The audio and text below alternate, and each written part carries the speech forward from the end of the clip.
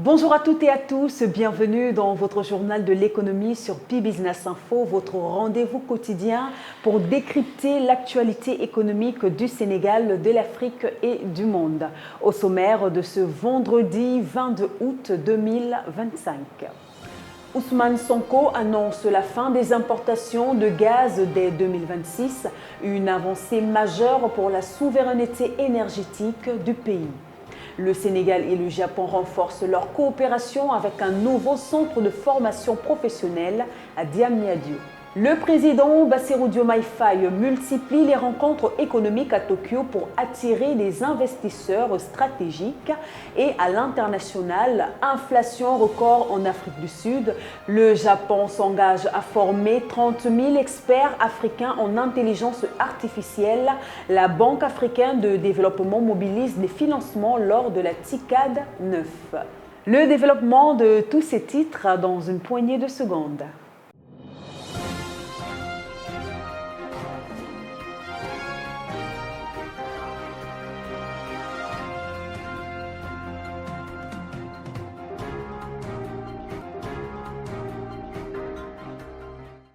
Ouvrons cette édition du journal par une annonce forte dans le secteur de l'énergie au Sénégal.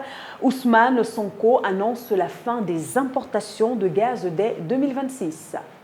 Le Sénégal franchira un tournant décisif en 2026. Le pays mettra fin à ses importations de gaz pour s'approvisionner exclusivement sur sa production locale. Selon le Premier ministre Ousmane Sonko, cette mesure permettra d'économiser près de 140 milliards de francs CFA et de réduire le coût de l'énergie pour les ménages comme pour les entreprises. Cette réforme inscrite dans le plan de redressement économique et social marque une étape clé pour la souveraineté énergétique et la compétitivité de l'économie sénégalaise.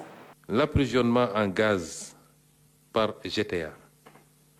Rien que cette mesure peut régler énormément de choses. Sur 2026, nous ne voulons pas aller chercher 9 cargaisons de gaz très loin pour les amener au Sénégal, alors qu'il y a du gaz qui est produit ici. Nous voulons nous approvisionner ici même. Et nous avons posé les actes qu'il faut pour le faire. Les conséquences en termes de réduction du coût du kilowattheure pour la production et pour les ménages, les conséquences en termes d'économie, c'est minimum 143 milliards d'économies quand on a fait les évaluations. Sénégal-Japon a un partenariat renforcé pour la formation professionnelle.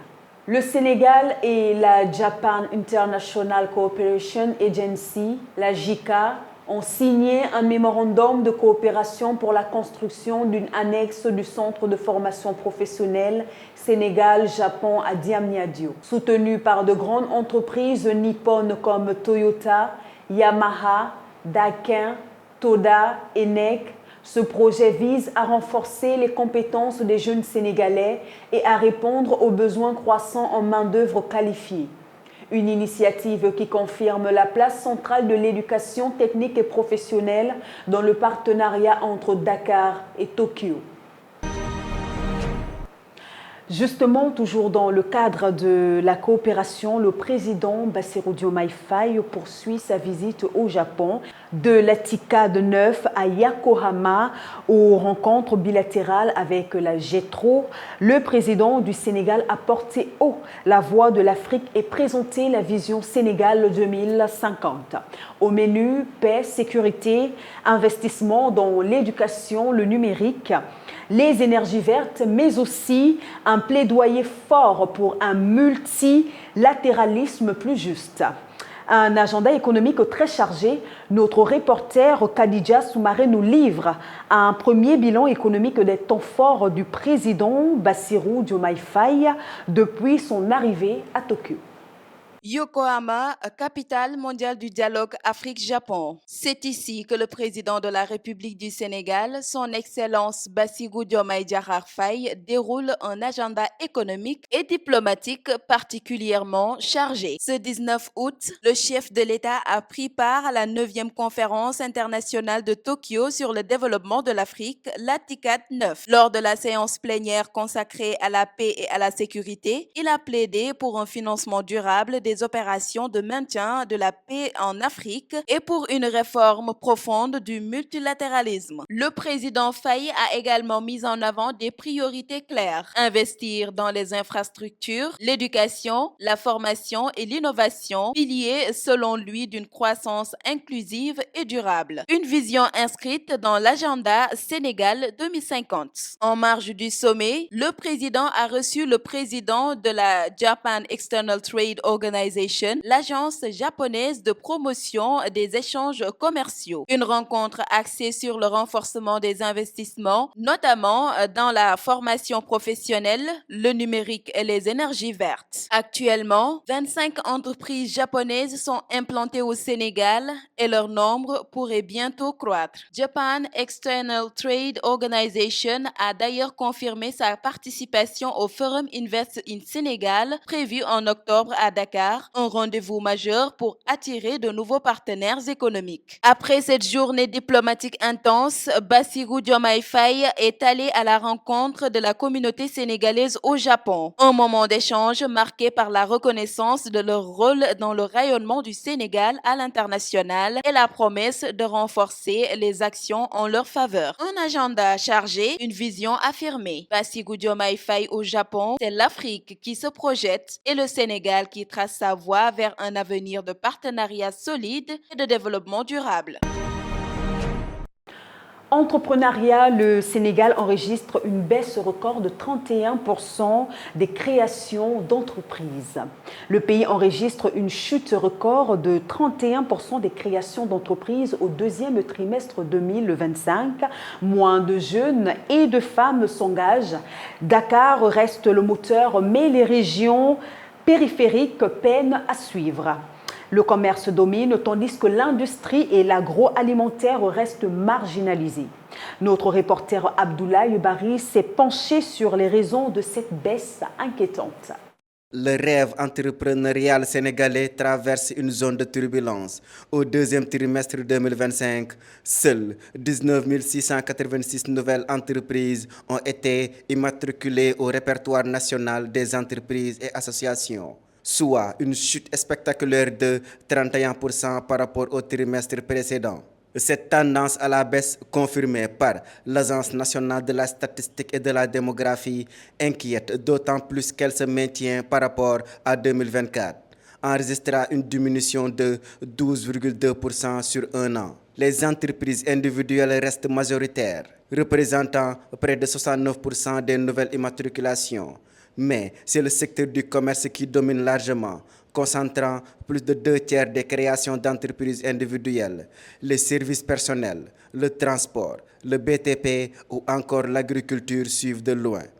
Quant aux industries alimentaires et textiles, elles peinent à émerger, avec seulement 1,5% des nouvelles créations. Géographiquement, Dakar concentre à elle seule plus de la moitié des enregistrements, loin devant Thiès, Diourbel, Kaolack ou Ziguinchor. Les régions périphériques comme Kaffrine, Sédhiou, Matam ou Kédougou restent à la traîne. Autre constat, l'entrepreneuriat reste un domaine largement masculin. Les hommes représentent 70% des nouvelles immatriculations, contre seulement 30% pour les femmes. Les jeunes de moins de 25 ans, eux, peinent à s'imposer avec à peine 10% des créations. Une baisse qui soulève des inquiétudes sur la vitalité économique nationale et la capacité du Sénégal à encourager ces jeunes et ces femmes à entreprendre. L'entrepreneuriat, souvent perçu comme un moteur de croissance et d'emploi, traverse aujourd'hui une phase de fragilité qui appelle des solutions urgentes. En bref, dans l'actualité locale, budget 2026-2028, des projections financières revues à la baisse.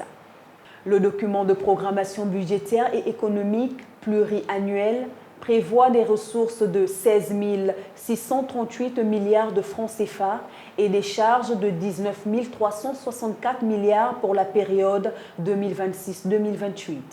Des chiffres en baisse par rapport aux précédentes prévisions, notamment à cause d'une révision des recettes internes et externes.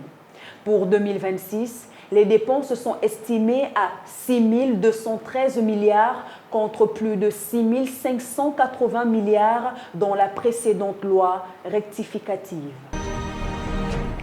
Agriculture, environnement et infrastructure, la feuille de route 2026-2028. Le gouvernement mise sur la souveraineté alimentaire et la résilience climatique. Parmi les priorités, une stratégie nationale de lutte contre les inondations, la modernisation des infrastructures de transport, la mise en place de corridors industriels ainsi que le renforcement des filières agricoles à travers des coopératives et des subventions. Des investissements sont également prévus dans l'irrigation et la recherche pour garantir une souveraineté sémencière. Dakar accueille la journée scientifique de la chimie ouest-africaine. Le Sénégal abrite la 25e édition des journées scientifiques de la Société ouest-africaine de chimie autour du thème « Chimie et exploitation pétrolière, gazière et minière face aux défis environnementaux ». Chercheurs, étudiants et experts venus de 8 pays ont échangé sur le rôle de la chimie comme moteur de développement durable, d'innovation technologique et de souveraineté scientifique en Afrique.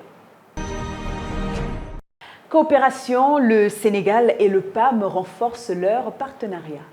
À Yokohama, le président Bassirou Diomaye Faye a rencontré Madame Cindy M.C. Kane, directrice exécutive du Programme alimentaire mondial.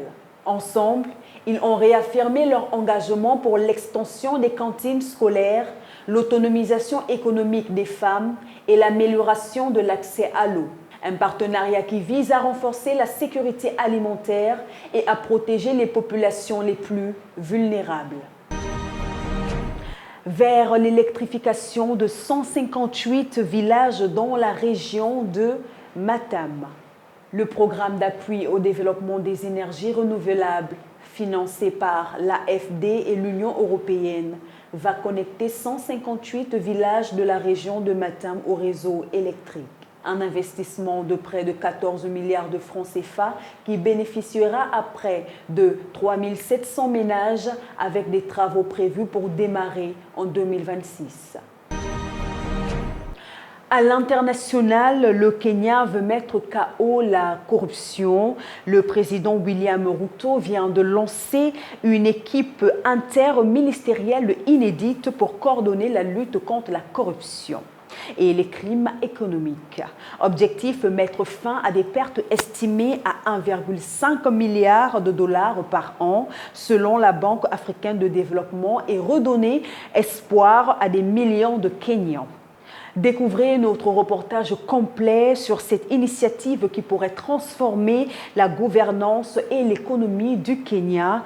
Abdoulaye Bari nous en dit un peu plus. Kenya, une task force spéciale voit le jour pour éradiquer la corruption. Le Kenya se lance dans une nouvelle bataille contre un mal qui gangrène son économie depuis des décennies, la corruption. Le président William Ruto a approuvé ce 18 août 2025 la création d'une task force spéciale interministérielle baptisée MAT, pour coordonner la lutte contre la corruption et les crimes économiques. Cette nouvelle structure regroupe les principales institutions du pays, le Service national de renseignement, la Commission d'éthique et de lutte contre la corruption, l'autorité fiscale, la Banque centrale et l'autorité de régulation des marchés publics. Le bureau du procureur général en assurera le secrétariat. Un dispositif jugé urgent face aux pertes colossales que subit l'économie kenyane. Près de 1,5 milliard de dollars s'évaporent chaque année, selon la Banque africaine de développement. Des fonds qui pourraient financer écoles, hôpitaux, routes ou encore la lutte contre la pauvreté. Les priorités de la MAT sont claires. Renforcer la coopération entre agences, impliquer le secteur privé, mobiliser des ressources, partager les bonnes pratiques et surtout collaborer avec les partenaires internationaux pour traquer et rapatrier les avoirs illicites. D'après l'indice de perception de la corruption 2024 de Transparency International, le Kenya occupe encore le 128e rang mondial avec un score de 32 sur 100. Une légère amélioration, mais loin des standards de transparence attendus. Avec cette nouvelle task force, Nairobi espère inverser la tendance et transformer sa lutte contre la corruption en résultat tangible. Un chantier immense, mais décisif pour restaurer la confiance et libérer le potentiel économique du pays. Inflation record en Afrique du Sud. L'inflation en Afrique du Sud a atteint 3,5% en juillet 2025, son plus haut niveau en 10 mois, en raison de la hausse des prix alimentaires, du carburant et de l'eau. Cette tendance survient dans un contexte économique déjà fragilisé par la crise énergétique et les perturbations logistiques. Le Japon formera 30 000 experts africains en intelligence artificielle. Lors de la TICAD 9 à Yokohama, le Premier ministre japonais a annoncé un vaste programme de formation en intelligence artificielle destiné à 30 000 jeunes Africains sur 3 ans. Cette initiative vise à accélérer la numérisation du continent et à créer de nouveaux emplois dans des secteurs clés comme l'agriculture, la logistique et l'industrie. TICAD 9, la BAD mise sur les partenariats stratégiques. La Banque africaine de développement participe activement à la TICAD 9, avec pour objectif de mobiliser davantage de financements japonais et internationaux en faveur des infrastructures, de l'énergie et de la résilience climatique en Afrique.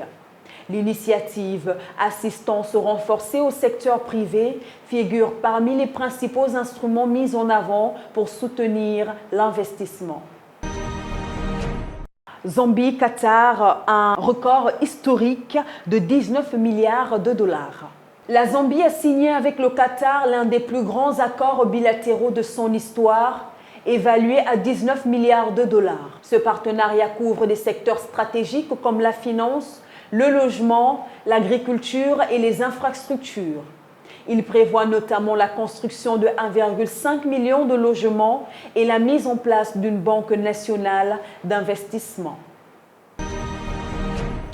C'est tout pour cette édition du Journal de l'économie sur P-Business Info. Merci de nous avoir suivis sur la même chaîne P-Business Info. Rendez-vous le lundi pour de nouveaux décryptages complets. Bon week-end à tous.